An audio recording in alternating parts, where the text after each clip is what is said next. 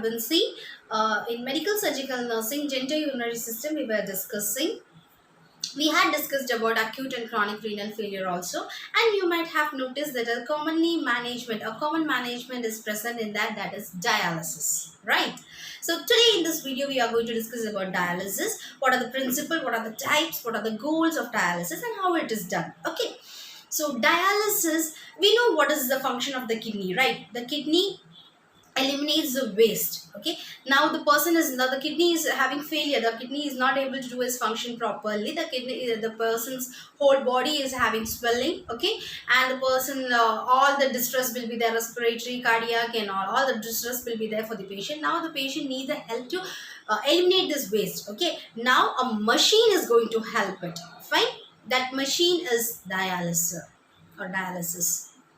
Okay, that procedure is dialysis, that machine is dialysis.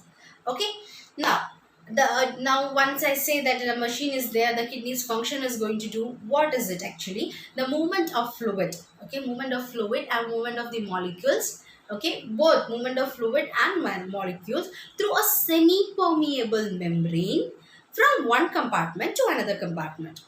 Okay, movement of fluid or molecules, okay, through a semi-permeable membrane from one compartment to another compartment is known as dialysis.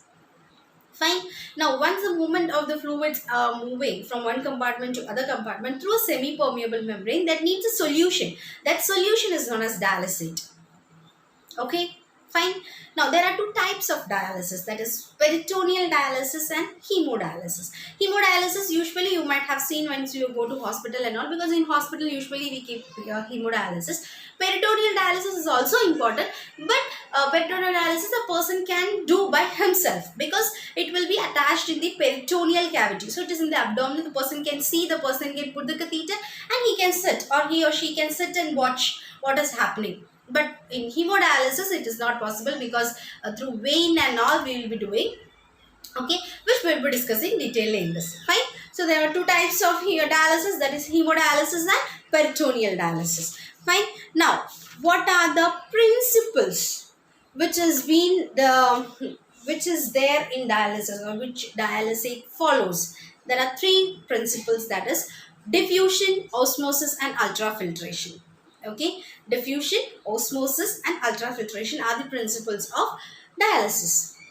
Now, what is diffusion? Is like movement of solute, okay, from an area of greater concentration to lower concentration. Diffusion means movement of molecules from greater concentration to lower concentration. Fine. Now, the person's molecules or the person's body is filled with waste. Okay, filled with fluid, filled with waste products and all. Now, the dialysis, there is nothing there, right? So, from the greater concentration to lower concentration, once the fluid is moving, that process, or that is known as diffusion. Fine. Osmosis is right opposite to this. It's like osmosis is movement of fluid from a lower concentration to a higher concentration. Fine. I hope you all understood this. Then excess of water is removed from the blood by osmosis. Excess of water is removed from the blood through osmosis. Okay. Now, what is ultrafiltration? Ultrafiltration is defined as water under high pressure to an area to a low pressure. Water under high pressure to an area of low pressure. This force is necessary to remove fluids to achieve a fluid balance. Okay. Now, that was ultrafiltration. Now, what are the goals while doing a dialysis therapy? The first one is remove the end product of protein mechanism. Okay, such as urea, creatinine and all from the blood. Then maintenance of a safe concentration of serum electrolytes. Then correction of acidosis and replacement of blood buffer system. Okay, then removal of excess fluid from the body. Now, there are four goals. Once we do dialysis, these four goals have to meet down. So, before doing dialysis, we will be checking the patient's blood and all. So, we know that before dialysis, what is the count? Okay, now the serum creatinine is high. Okay, the burn and all will be high when the patient is doing dialysis. Even BP and all will be high once the person, before patient's dialysis. After dialysis, you have to check once again whether this has been come down. Our goal is that it has to come down, right? So after doing dialysis also, we have to cross check or we have to evaluate whether this has come down through a blood sample. Fine. I repeat the goals. One is removal the end product of the protein metabolism, such as urea creatinine from the blood, maintenance of a safe concentration of serum electrolyte, correction of acidosis and replacement of fluid by buffer system, blood's buffer system, then removal of excess fluid from the body. Fine. So I had mentioned that there are two types of dialysis: peritoneal dialysis and hemodialysis. So we'll see what is peritoneal dialysis in detail. Peritoneal dialysis, a special fluid is infused into the peritoneal cavity. Now, where is peritoneal cavity? If you know that, then it will be easy for you to understand. Okay, during peritoneal dialysis, the blood vessel, okay, in the abdominal lining, that is known as peritoneum, is, okay, fill in the kidney with the help of fluid that flows in and out from the peritoneal space. It is performed to remove the toxic substances of the metabolic waste and re-establish normal fluid and electrolyte balance. Nothing, okay, don't break your heads up. From the peritoneum, what we do, peritoneum is the abdominal lining, okay. From the peritoneum, we will be doing dialysis. We will be excreting or removing, the dialysis is performed from the peritoneal area to remove the toxic substances or the waste substances from the blood. Okay. Now, there are types of peritoneal dialysis, such as continuous ambulatory peritoneal dialysis, automated peritoneal dialysis, continuous cyclic peritoneal dialysis, intermittent peritoneal dialysis, 90 peritoneal dialysis. If you want, I can explain it detailedly, but this names is only enough for you people. Okay. What are the indication when we do before doing a peritoneal dialysis is like to relieve the clinical manifestation of renal failure, to control uremia we had discussed. If you have any doubts, please go back and watch the video. Then to prepare the patient physically to receive a kidney transplantation, also we have to inform the patient that dialysis is not a permanent solution. Okay. Now once the person, we are doing dialysis, that doesn't mean that the person kidneys function has been regained and now he is okay. We can do it, and it is only for temporary. How come a person will be doing dialysis for 10 years? Is it don't you feel it is odd and awkward, right? So for dialysis, we can say that for at least for 2 3 4 years, maximum 7 5 years, the person will be only getting fed up. Oh my god, because weekly twice he might have to go, or in a month 2 to 3 times he have to go, so he will be only fed up with this all these things. So a kidney transplantation is better way. Okay, for that we have to prepare the patient. Then to sustain the life with the decline in an irreversible kidney disease, we have to make the patient understand that it is irreversible. Okay, now if you want to know what is irreversible and not, go back and watch renal failure. Okay, now the indications and all we have discussed. What are the complications of peritoneal dialysis is like pericarditis can occur. Okay, fluid leakage, pneumonia, bladder perfusion, back pain, abdominal hernia, because it is through the abdominal peritoneum cavity, right? So hernia can occur, and GI disturbances will also occur. Okay, respiratory difficulties will be there once the peritoneal dialysis is not done properly. Okay, moving on to the hemodialysis. Hemodialysis means through blood. Okay, hemodialysis is done through blood. Okay, the same way, the same goal only will be there for hemodialysis also. But yes, for hemodialysis, see, our small vein, radial ulnar and all, we can do that. For that we have to make a fistula.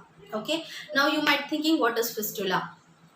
Fistula means a artery and a vein is togetherly, okay, or through surgery, what they'll make it, they will make it together one.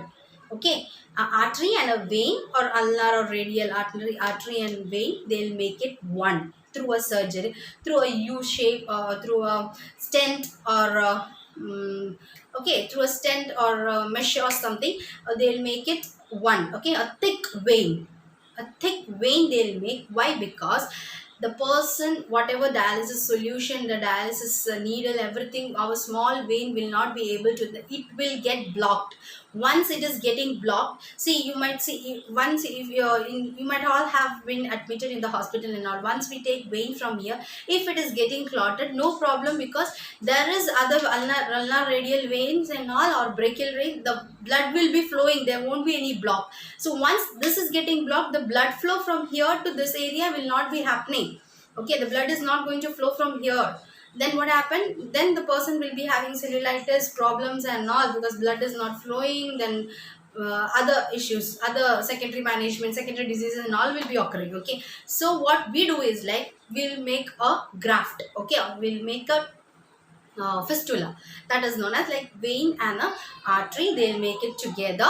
Okay, and they form a thick vein, that is known as fistula. So for a dialysis patient and all, you might have seen that their hands and all, that the vein or something which will be there which is very thick, that is known as fistula. Or they'll do it through central line. If it is temporary dialysis and all, they'll do it through central line. Okay, they'll insert a catheter here, okay, for 1 or 2 weeks, and then later then they will remove it here. Okay, jugular, not jugular vein, I think, no, jugular vein, central line will be inserted. Okay, then that was about hemodialysis. Or they'll do graft also. Femoral also they can do, not only here, femoral also they can do, they can make a fistula. Okay, now in hemodialysis, the dialyzer is the key of hemodialysis. In hemodialysis, the blood is removed from the body and filtered through a man-made membrane called dialyser or artificial kidney. Then the filtered blood is returned to the blood two section divided by a semi-permeable membrane. Simple, I'll make you understand is like, see, fistula is formed, right? Two tubes will be given. One is from the person to the machine, and from the machine to the person. Okay, now the waste water and all is segregated in our body, will be flowing or will be infused or will be taken from the fistula to the machine, a man-made machine or an artificial kidney or a dialyzer machine. From there, and the machine is doing the elimination process. Okay, the machine is taking all the waste. If the sodium amount is less, it will add the sodium, everything in the machine. Okay, and once it is filtered and once everything is done accordingly, then the blood, the new blood means the blood without waste products. Okay, and that will be coming and to the patient's body. Okay, through two tubes or through a semi-permeable membrane, we can say. Fine, this is simple way of hemodialysis to understand. Okay, I hope you all understood this topic. If any doubts, please get back to me. Thank you. So today we discussed about dialysis. I hope you all understood about this. There are two types of dialysis, peritoneal as well as hemodialysis. The types we discussed, the principles we discussed, the goal we discussed. I hope you all understood this class, and take care. Bye.